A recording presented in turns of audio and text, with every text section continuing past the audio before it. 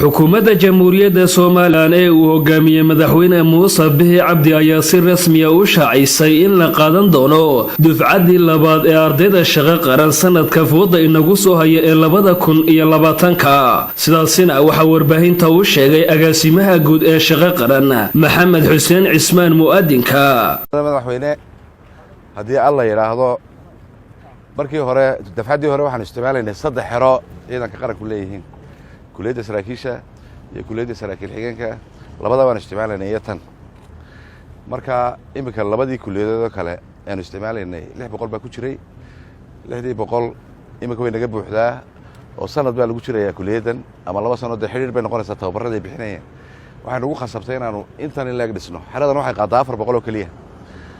marka waxay lagu kalifaysaa inaanu 2 hool oo kale oo 400 iyaguna qaada dhismahoodii bilowno waxa ku dhamaanaya dhismahaas 2 bilood hadii la yiraahdo marka January processka waan bilaabaynaa hadii la yiraahdo xulistoodii iyo imtixaankoodii iyo hawlahoodii waxay soo gali doonaan insha Allah February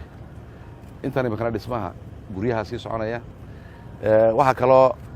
iyadana naloo dhisayaa hay'adda International Labour Organization ay bilaabaysaa